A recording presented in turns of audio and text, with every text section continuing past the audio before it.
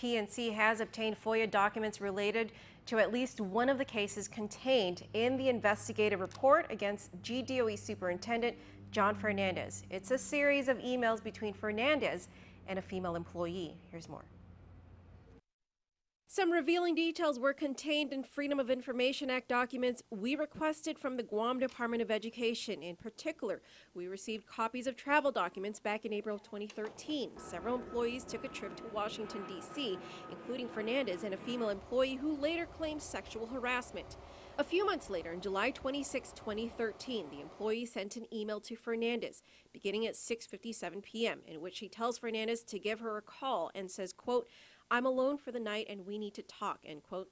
Fernandez doesn't respond for another 30 minutes, in which he says, quote, "I will not be calling or texting you. Please work through your supervisors if there is anything work-related that you need," end quote.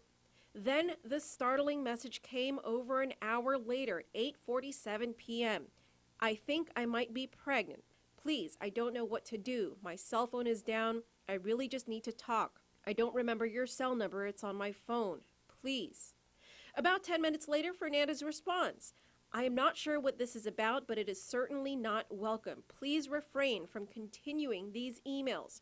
Fernandez then forwards the chain of emails to the Employee Management Relations Officer, Robert Koss, and to himself using a personal email address. Then 17 minutes later, the female employee emailed Fernandez back and said, quote, "Sir, this is to express that your chats with me are not welcomed, as well as the stares. Please know that it makes an uncomfortable work environment," end quote. Fernandez never responded to her email, but he did forward it to Koss and again to his personal email address.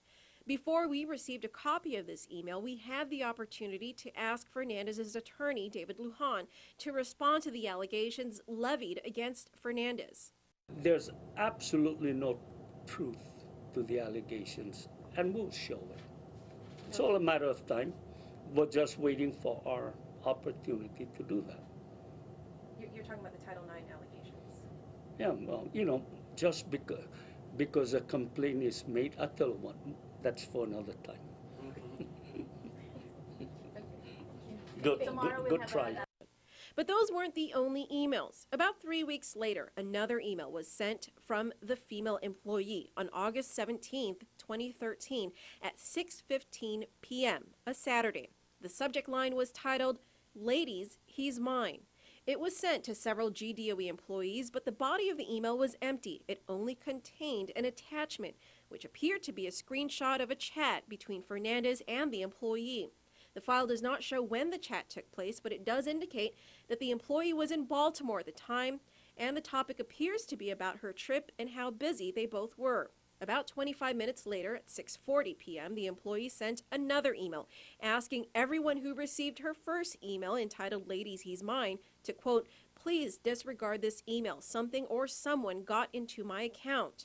The email is forwarded to Fernandez, Koss, and other GDOE employees in which they all discuss how to, quote, "handle the situation." Koss at one point tells Fernandez, quote, "You are clearly being harassed and the intent is to destroy your character and reputation," end quote.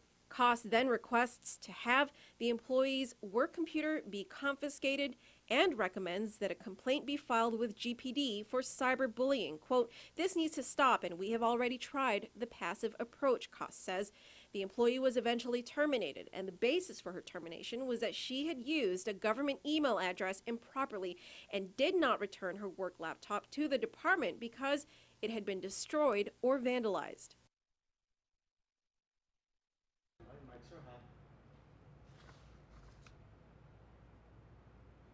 Fernandez declined to comment on the matter.